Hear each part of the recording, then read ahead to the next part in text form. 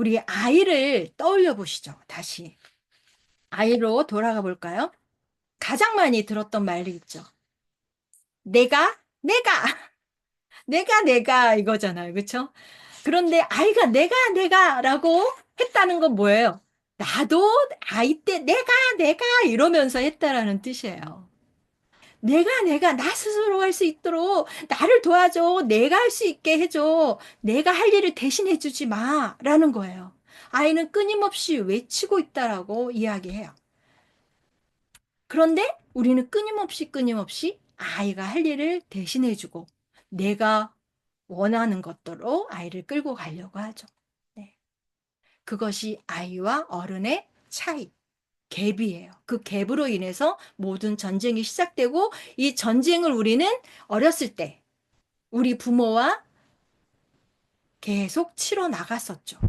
물론 너무너무 정말 운이 좋게도 잘 아이를 이해하고 인간 발달을 잘 이해하는 부모님을 만나서 정말 평화롭고 자기의 능력치를 다 발휘하면서 경험하면서 개발된 사람들도 있겠죠. 그걸 우리는 뭐라 그러죠? 신인류라고 하죠. 몬테소리가 신인류가 등장할 거다라고 했었죠. 그 사람이 누구예요? 우리가 말하는 신인류의 등장? 네, 지금 앞서 나가는 사람들, 그쵸? 그 사람들이 신인류들이잖아요. 그런 신인류들은 어렸을 때 몬테소리 교육받은 사람 되게 많아요. 그런데 대부분의 사람들은, 부모들은 이런 아이의 메시지를 잘 듣지 못했다라는 거예요. 그 말은 뭐냐면, 우리의 메시지를 잘 듣지 못했다라는 뜻입니다. 그래서 우리가 그렇게 개발되지 못했던 부분이 너무너무 많다라는 것을 말씀드리려고 하는 거예요. 자, 인간이라는 것은 어떻다라고 이야기하냐면 인간의 경향성에 대해서 우리가 이야기를 하거든요. 인간은 질서에 대한 민감성을 갖고 있어요. 그러니까 로고스. 인간은 태어나면서 이 세상의 질서, 어떤 구조로 되어 있고 어떤 체계로 이 세상이 돌아가는지에 대한 그것을 알고자 하는 민감성을 갖고 태어난다는 거예요. 그러면 그 민감성은 질서감이니까, 그쵸? 이 질서감의 민감기에 아이들이 있다라는 거예요. 그런데 우리의 환경은 어때요? 항상 불규칙하고 일관성 없는 훈육을 한다거나 이랬다 저랬다 내가 편리한 대로 왔다 갔다 하면서 우리 부모들이 그렇게 키우잖아요. 그러니까 아이들은 이 세상을 탐구하고 싶어도 제대로 탐구할 수 없는 그런 환경에 놓이는 경우가 너무너무 많다라는 거예요. 일단 그렇게 인간이 정말 질서에 대한 민감기를 갖고 있고 그 민감기를 잘 충족시켜준다 그러면 아이는 세상의 적응력이 엄청 빨라요. 그리고 적응하려고 노력을 해요. 인간만이 어떤 지역을 막론하고 다 가서 정착하고 살 수 있는 존재예요. 인간은 못 가는 데가 없잖아요. 그런데 동물들은 안 그렇죠. 사는 구역이 한정되어 있고 행동 양식이 정해져 있죠. 근데 인간은 그것을 뛰어넘죠. 그래서 어디서나 적응을 할 수 있는 힘이 있는 거고요. 또 그러기 위해서 세상을 탐구하는 탐구심이 엄청 많은 거예요. 그래서 우리 아이들은 보면 한시도 가만히 있지 못하죠. 우리 저지레 한다라고 하죠. 아이들은 저지레를 해. 끊임없이. 왜 저지레를 해요? 탐구하려고. 알으려고. 그래서 빨기도 하고, 던지기도 하고, 그쵸? 이리 봤다, 저리 봤다, 한 번 본 거 또 보고, 또 보고, 계속 하면서. 그건 뭐야? 알고 싶어서, 적응해보고 싶어서, 탐색하는 거예요. 그러면서 이게 뭔지, 저게 뭔지 계속 물어보고, 또 안기고 하면서 의사소통, 관계를 맺기 시작하고요. 활동하면서 그 활동은 주로 뭘로 이루어지죠? 조작, 손으로 만지는 걸로 일어나죠. 이 손으로 만지면서 자신의 모든 정신을 발달시키는 걸 뭐라고 얘기하죠? 웍이라고 해요. 단순한 플레이가 아니다. 웍이다. 그래서 아이들은 사실 어떤 집중을 할 때 아이의 모습을 보면 상당히 진지해요. 가볍지 않아요. 그런데 그런 진지한 모습을 통해서 아이는 푹 집중을 하면서 자기가 얻어야 될 것들을 다 흡수하고 그러기 위해서는 어떻게 하죠? 반복하죠. 정확해질 때까지. 내가 이 개념을 알 때까지. 한 번이 아니라 40번이고 50번이고 계속 반복을 해요. 같은 책도 한 번 읽고 끝나는 게 아니라 10번도 읽고 20번도 읽는 거예요. 나 이 언니 알아. 너무 재밌어. 이 언니랑 또 얘기하고 싶어. 나는 이게 궁금해 하면서 아이는 계속 하는데 이 부분에 아이마다 다 몇 번씩 반복하는지 다 틀리겠죠. 그렇죠? 이제 이렇게 반복하는 이유는 뭐예요? 정확하게 알고 그 정확하게 내 것으로 만들기 위해서. 그래서 아이는 자기 완성을 하려고 하는 그 경향성을 갖고 태어났다. 아까 나 스스로 할 수 있도록 나를 도와주세요. 이게 뭐예요? 자유와 독립이죠. 그쵸? 인간은 자유와 독립을 향하게 되어 있다라는 거예요. 이 경향성을 어디서 발견한 거죠? 아이를 관찰하면서 발견한 거예요. 그 경향성을 가지고 우리는 다 태어났다라는. 그런데 이 태어난 경향성대로 살아요? 못 살아요? 못 살아요. 내가 이렇게 탐구심이 많았나? 같은 건데 계속 몇 번이고 계속 반복하면서 그걸 알 때까지 끈기 있게 인내심 있게 그래서 마침내 그걸 알아냈을 때 막 기뻐하고 만족해하면서 아, 나 또 다른 거 어떤 거 없나? 막 이러면서 또 선택하고 이런 힘이 나에게 지금도 있나? 한번 돌아보셔야 된다라는 거죠. 근데 우리는 다 이렇게 태어났어요. 우리는 다 이런 힘을 갖고 태어났다라는. 아이는 무한한 신비한 능력을 갖고 있고요. 무한한 잠재력을 갖고 있는 존재입니다. 흡수 정신이라고 하죠. 스펀지처럼 빨아들여요. 사진을 찍듯이 찍는다. 그리고 민간기에 따라 발달해요. 때가 있다라는 뜻입니다. 그리고 내적인 자연의 발달 단계를 거친다는. 그래서 겉모습 가지고는 아이를 판단할 수가 없다라는 거죠. 다 아이마다 자기의 발달 속도를 갖고 있다라는. 이게 우리가 인간으로서 태어나서 발달하는 원리라는 거예요. 그런데 이 원리대로 네, 우리가 잘 살았으면 좋은데 원리대로 잘 못 살 때 뭐가 일어나죠? 결핍이 일어난다라는. 개발되지 못하고 오히려 그것이 부정적인 것으로 내 안에 남아서 그것이 마치 나인 양 그렇게 생각하면서 살아가게 된다라는 거죠. 자, 여기 보세요. 정상화된 어린이에요. 정상화된 어린이는 노멀라이제이션이라고 하는데 정상화된 어린이는 많은 아이들이 대부분의 아이들이라는 뜻이에요. 그죠? 숫자의 개념이 있잖아요. 그죠? 대부분의 아이들이 정상화되면 자기가 타고난 대로 잘 잠재력이 발휘가 되는 환경을 만나면 어떻게 되냐면 이렇게 됩니다라고 얘기하는 거예요. 자, 어떻게 하고 있나요, 아이들이? 흑백으로 된 아이들은 100년 전 아이들이고요. 이 칼라로 된 있는 아이는 현대 아이들이에요. 자, 흑백으로 된 아이들이 어때요? 각자 자기가 원하는 걸 선택해서 어떻게 하고 있죠? 어떤 아이는 바닥에서 하고, 어떤 은 책상에서 하고, 어떤 아이는 안 하고, 친구가 하고 있는 거 쳐다보고 있고, 이 아이는 여기서 하고 있고, 뭐 다 틀려요. 다른 활동들을 아이들이 다 선택해서 그냥 하는 거예요. 선생님이 어디 있는지도 몰라요. 선생님이 있어도 그만 없어도 뭐 아이는 상관도 안 해. 이게 몬테소리 교실이에요. 그런데 이것이 100년 후의 아이들의 또 교실이에요. 자, 보시면 환경을 같이 했더니 아이들의 모습이 어때요? 같은 현상이 나타나죠. 혼자서 하고, 어떤 아이는 책상에서 하고, 또 어떤 아이는 동생, 여기 혼합 연령이거든요. 혼합 연령으로 아이들과 함께 이렇게 자유롭게 네, 선생님이 돼서 가르쳐주고, 이런 아이들의 모습을 보고 사람들이 놀랬던 거예요. 어떻게 아이들이 저렇게 변했지? 이건 기적이다. 라고 했는데 기적이 아니었더라는 거죠. 아이들에게 어떻게 했죠? 아이들이 원하는 걸 선택할 수 있게 교구들을 놔준 거예요. 그리고 너가 원하는 곳에, 원할 때, 시간과 공간의 자유를 주고, 그리고 아이들이 자유롭게 선택할 수 있었어요.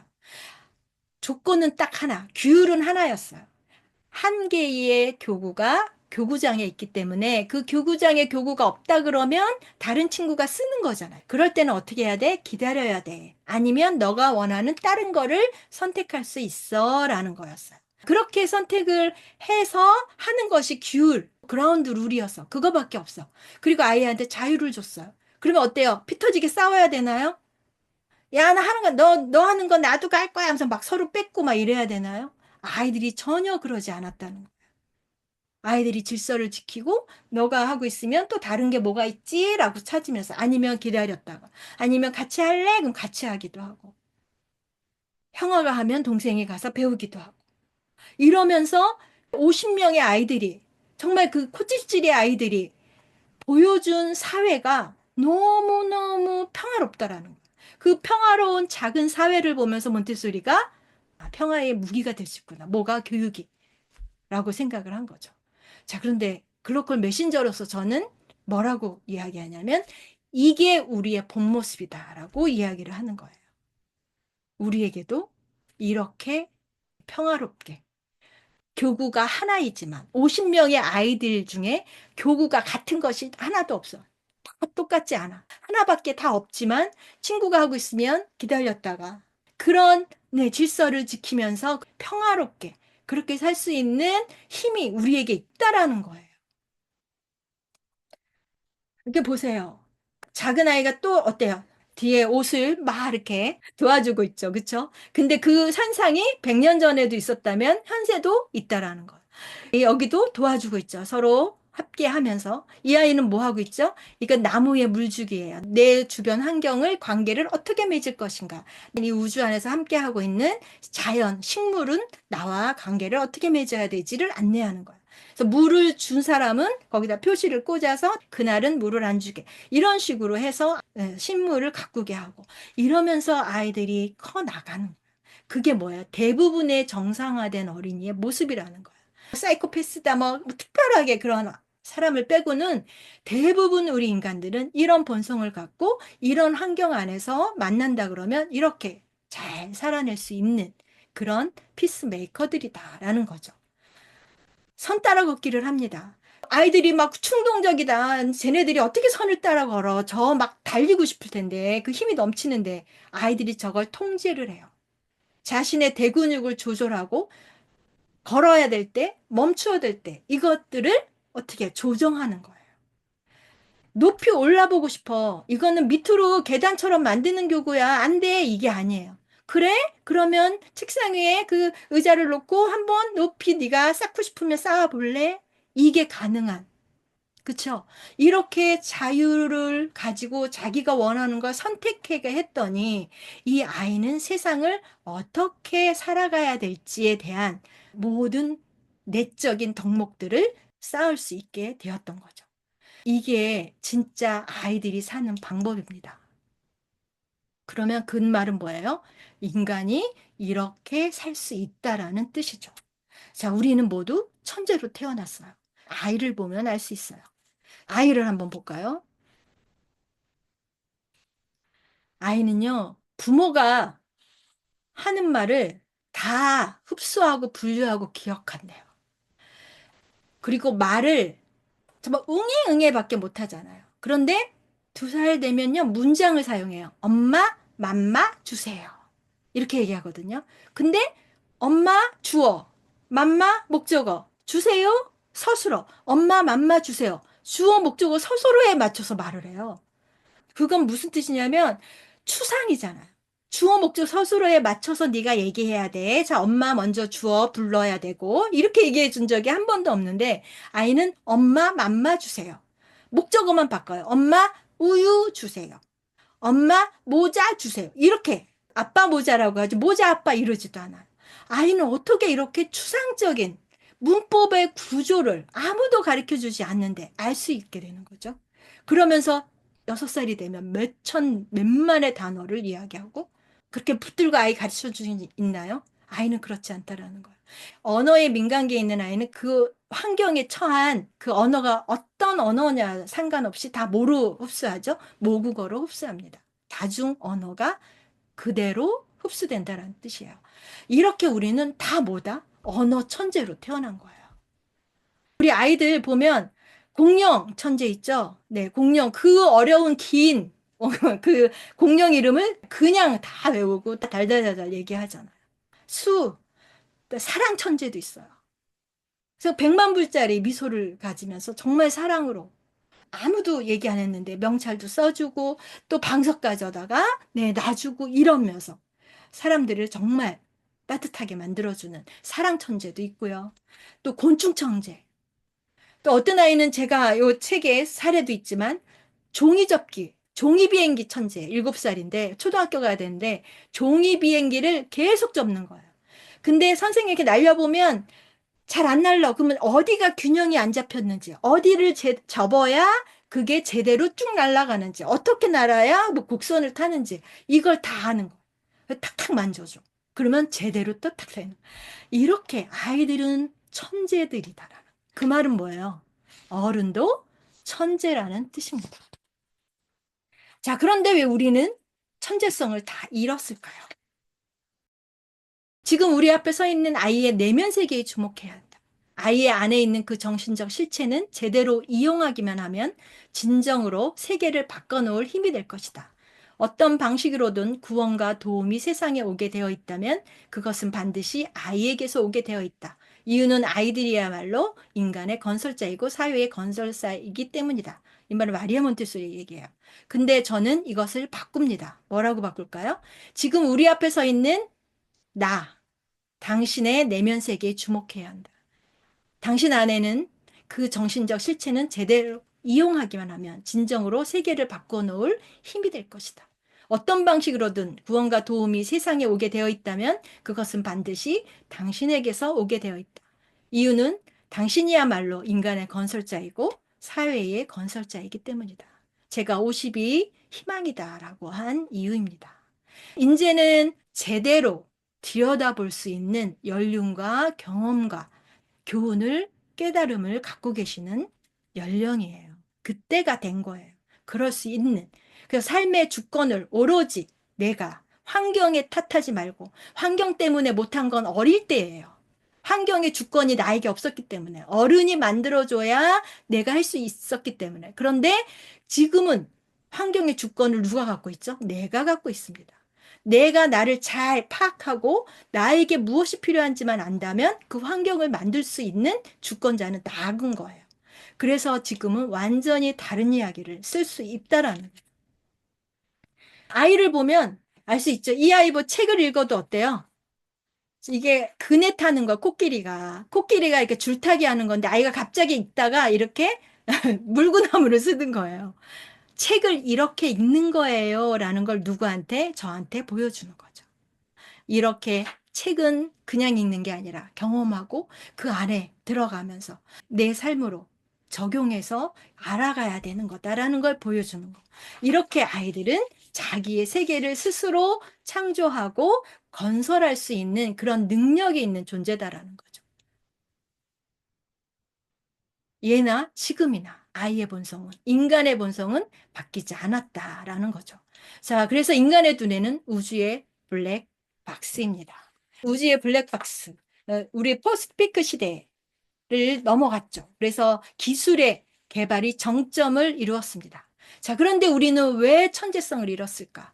왜 어렸을 때 이렇게 천재성이 있었는데, 그쵸? 왜 사라졌을까? 천재성은 민감성이에요. 감각에 민감해야 되고요. 호기심이 많아야 돼요. 새로운 것에 대해서 늘 열려있는 태도가 있어야 돼요.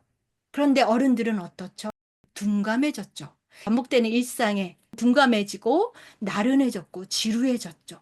그래서 정해놓은 프로그램에 갇혀서 그날 그날 살아간다 그러면 천재성은 작동되지 않는다라는 거예요. 그럼 어떻게 하면 인간에 있는 천재성을 깨울 수 있을까? 그 방법은 뭐냐면 의미 있고 즐거운 것이어야 된다라는 거예요. 제가 그 책에 기록이 되어 있지만 어른의 암기력이 어느 수준인지 알고 너무 놀란 게 있어요. 그게 뭐냐면 최초의 그 불교 경전을 결집하던 때가 있었어요. 그때가 언제냐? 부처가 열반에 드시고 기록이 하나도 없기 때문에 그 말씀을 후대에 계속 알려야 되는데 어떻게 알릴까 하다가 그 말씀을 이제 결집하자라고 한 거죠. 그래서 이 부처예를 수행하던 그 아난다라고 하는 제자가 부처가 어떤 평소에 말씀하셨던 걸 어떻게 하는 거예요? 토시 하나 안 틀리고 다 이야기를 하는 거야. 그러면 그 나머지 제자들이 그걸 듣는 대로 계속 암송을 하는 거야. 후대에 전파를 해야 되니까. 그걸 다 암송을 하는 거. 그 암송한 것들이 나중에 이제 글자가 나오면서 기록이 되고 그것이 오늘날 방대한 불교 경전이 된 거죠. 놀랍지 않습니까? 자, 그러면 어떻게 어른이 다 이렇게 기억력도 세팅되고 막 이랬는데 어떻게 그렇게 놀라운 암기력을 발휘할 수 있었을까요? 이유가 뭐였을까요? 얼마나 중요한 일이냐라는 의미가 있어야 된다. 또 하나는 이것이 후대에게 전해져야 된다라는 사명감. 또 부처님 말씀을 내가 새기면서 느끼는 그 기쁨. 이런 것들이 인간의 암기력을, 천재성을 그렇게 다시 기지개를 펴게끔 만들어냈던 거죠. 그래서 아이가 천재면 우리도 천재인 거예요. 무엇인가의 천재가 그것을 찾아보셔야 된다라는. 그것을 찾아보시면 반드시 있다라는 거죠. 내가 미처 깨닫지 못한 것이라도. 그래서 우리는 무슨 이야기를 하고 싶은 거냐면 이 아이를 통해 인간성의 회복, 우리가 진짜 잃고 있는 인간성의 회복을 해야 내가 누군지를 진정 알아낼 수 있다라고 하는 이야기를 전하는 거죠. 부모 교육 다 못 받았어요. 그쵸? 받으신 분도 계시겠죠, 물론. 그런데 대부분 못 받았어요. 그래서 아이를 이렇게 키워요. 이건, 지금 뭐 할 때요? 만지고, 물고, 뜯고, 막, 오감을 가지고 막 해야 될 때 뭐 하고 있죠? 탐구하고 시청각만 보고 있어요. 이게 공부, 교구 좋은 내용이에요. 보고 있는 거예요. 식당에서 아예 단독으로 이렇게 해두고 있죠. 그래서 우리가 결핍을 느껴요. 결핍을 느끼는 이유는 뭘까요? 정신적 허기 때문이에요. 정서적 허기 때문이죠. 어렸을 때 폭력을, 그것이 꼭 육체적 폭력이 아니라도 정신적 폭력의 환경에 있다 그러면 우리는 정신적 허기를 느끼고 정서적 허기를 느끼죠. 사랑에 굶주려서. 육체적으로 폭력은 말할 것도 없고요. 그래서 무관심이라든지 그 다음에 지배하고자 하는 부모, 소유하려고 하는 부모 이런 것 때문에 우리들은 독립적이고 자유롭게 평화롭게 살지 못했다는 거. 그러면서 얻게 되는 그 결핍, 그것이 뭐냐면 우리가 지금 겪고 있는 어려움인 거예요. 이 경험에 대해서 정말 통하는 것이 무섭고 이런 부적절한 환경에서 우리가 인간의 본성대로 경향성을 다 발휘하지 못하면서 살았기 때문에 얻게 되는 그 결핍들이 원인이었다. 그거는 내 잘못이 아니었다라는 거예요. 아이의 잘못이 아니었다라는 거죠. 그래서 그거를 어떻게 해야 돼요? 어린 시절에 그 우라병, 분노죠. 내가 성장해야 되는데 성장하지 못하는 거. 내가 이걸 탐구해야 되는데 탐구하지 못하는 거. 내가 이걸 반복해야 되는데 막 못하게 하고 막 끌고 다니는 거. 이런 불합리, 잘못된 부적절한 환경 안에서 언제 밥상을 엎을지 모르는 아빠, 알코올 중독, 막 이런 환경. 어때요? 아이는 질성함이는 도저히 없고. 항상 생존에 대한 두려움마저 이끌어가는 이런 결핍된 가정 환경에서 전쟁이 일어나는 데에 산다 그러면 이 결핍은 결국 우라병이 돼서 나에게 두려움, 공포, 이 삶에 대한 회의 이런 걸로 작용이 된다라는 거죠. 그래서 우리가 50이 되면 그 전에는 이것에 대해서 정리하고 아주 쿨하게 이것을 끊어내는 게 쉽지 않아요. 그런데 50이 되면 내가 경험을 하고 내가 깨닫고 또 실수도 하고 착오도 하고 이러면서 얻게 된 것들이 있기 때문에 이 부분에 대해서 어떻게 할 수 있어야 돼요? 이것은 나의 잘못이 아닌 것. 이것은 내가 아니야. 그쵸? 이것은 내가 환경에서 오는 것 때문에 내가 얻게 된 감정적인 반응이야. 라는 걸 분리해낼 수 있어야 된다. 진짜 나를 찾아야 된다라는 거죠. 그래서 결핍의 기원을 찾아서 분리하는 거. 그래서 윤회의 고리를 끊을 수 있는 주체가 누군 거죠? 지금 나인 거예요. 이런 메시지를 이 책에서 이제 전하고자 합니다. 이것이 아이가 선생이다에 대한 이제 이야기고요. 그래서 우리의 결핍은 어디서 왔다? 어린 시절 우라병에서 왔다. 우라병은 뭐예요? 억울하고 분한데 풀리지 않는 거예요. 풀어주지 않는 거예요. 그것이 아이에게 우라병에 대해서 어디에 감춰지죠? 무지식에 감춰져서 그것이 나에게 빨간 버튼이 돼서 욱 하고 올라오는 거죠. 조절이 안 되죠. 그렇죠? 근데 사실 그거를 다시 딱 감정을 펼쳐놓고 사건을 펼쳐놓으면 어떻게 되죠? 정리될 수 있는 네, 시점이 50이에요. 그래서 요 스냅샷 다이어리를 제가 소개를 해드릴게요. 스냅샷 다이어리는 뭐냐면 스냅샷은 뭐야? 찰칵 찍는 거잖아요. 나에게 스냅샷이 있어요. 저는 뭐가 스냅샷의 예를 들었냐면 지렁이, 그쵸? 제가 지렁이 사건이 저에겐 스냅샷이었어요. 어떤 거는 되게 긍정적인 감정이 있는 그런 스냅샷이 있을까 하면 어떤 거는 부정적인 것도 있었겠죠. 근데 상관없어요. 그 안에 모든 것들이 나를 드러낼 수 있는 장면이기 때문에 그런 스냅샷을 가지고 이제 나를 분리해내는 거죠. 진짜 나와 또 내가 아닌 것들을 분리해내는 작업을 스타트해야 되는 게 스냅샷 다이어리 1이에요. 그래서 이 부분은 이제 지나간 시간 정직하게 돌아보기라는 거라서 지금까지 내 생각, 언행, 습관들이 어떠한가? 지금까지 내 환경, 관계, 문화들이 어떠한가? 좋으면 좋은 이유, 그다음 싫으면 싫은 이유를 적는 거죠. 그리고 지금까지 내가 인정받고 즐거웠던 일은 무엇이었는지, 지금까지 내가 자책하고 슬펐던 일은 또는 억울했던 일은 무엇인가? 우라가 있다 그랬죠? 그렇죠? 그리고 지금까지 내게 충격을 준 인물이나 사건은 무엇인가? 모멘텀이 됐던 그런 상황이면 좋겠죠.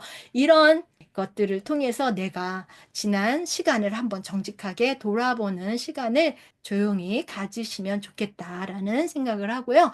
이 다음에 스냅십 다이어리 2는 이제 현재를 보는 거고요. 그 다음 미래를 그려보는 식으로 이제 다이어리를 소개를 시켜드리려고 합니다. 스냅샷 다이어리는 채팅방에 파일을 공유 드렸으니까 그걸 다운로드 받으셔서 정말 나의 원형인 어린아이를 떠올리면서 나에 대해서 한번 쭉 기록을 해보시는 시간 가지셨으면 좋겠고요. 이런 강의들을 좀 순차적으로 갖고 안내를 드리도록 하겠습니다. 워크샵처럼 그렇게 하실 수 있도록 할 거고요. 감사 말씀드리고 후기 단톡방이라든지 써주시면 되고요. 후원 받습니다. 후원이 뭐냐면요. 도서관에 희망도서 3군데를 신청할 수 있대요. 월 3권. 그래서 이렇게 신청을 해주시면 그게 저에 대한 후원이 될 수 있습니다. 후원 부탁드리고 마무리하도록 하겠습니다. 또 질문 있거나 하시고 싶으신 말씀 있으시면 네, 공유해 주시면 또 거기 답변해 드리면서 마무리하도록 하겠습니다. 아, 선생님, 네네. 이런 게 만약에 네. 마주하기 힘들 땐 어떡해요? 마주하기 힘들 때. 예, 예, 아, 내가 감정. 예전, 예, 그쵸. 그럴 때는 내가 그냥, 이제 그거는 감정 그 스냅샷 다이어리가 있는데 그거는 이제 내 감정을 쭉 음, 이렇게 어, 나는 어떤 감정이었는지 음, 이런 것들을 행동 음, 반응이라든지 이런 걸 이렇게 쭉 하면 이제 에세이가 될 수 있게끔 하는 그 양식이 음, 있어요. 그 음, 양식을 한번 공유 드려 볼게요. 그러면 그거 음, 보시면서 거기에 한번 이렇게 적어 보시면 그래서 그거는 이제 다음 워크샵에 사실은 이제 이렇게 음, 안내를 이렇게 차근차근 한번 드려보려고 하거든요. 그래서 그렇게 내 감정을 빨래 널듯이 이제 널어보는 음, 거예요. 그래서 그것들을 정리하고 감정을 빨고 널어서 이제 말리고 그다음에 정리하면 이제 이제 생각이 분리가 돼요. 감정하고 나의 음, 생각하고 감정은 흘려보내고 그다음에 거기서 남은 나의 생각들을 정리해 나가면 오히려 그것이 나의 성장에 또 계기가 될 수 있죠. 그래서 어떤 상황도 나에게 나쁜 것만은 아니다라고 생각하시면 돼요. 그렇게 감정을 분리해내는 작업. 그러면서 그 기록들이 나에게는 되게 중요한 기록이고 또 누군가에게는 되게 메시지가 될 수 있거든요. 그래서 글쓰기 하시는 작가님들은 특히 스냅샷 다이어리 중에 그 감정을 분석하는 그 다이어리를 한번 해보시면 되게 좋으실 거예요. 그래서 그 시간도 제가 좀 마련하면 그때 한번 같이 또 이야기 나눠보실 수 있으실까요? 네. 네, 알겠습니다. 그거는 감사합니다. 이제 뒤에 파트이기 때문에 음, 제가 음, 그때 또 워크샵을 안내 드리겠습니다. 네, 감사합니다. 감사합니다. 감사합니다. 네.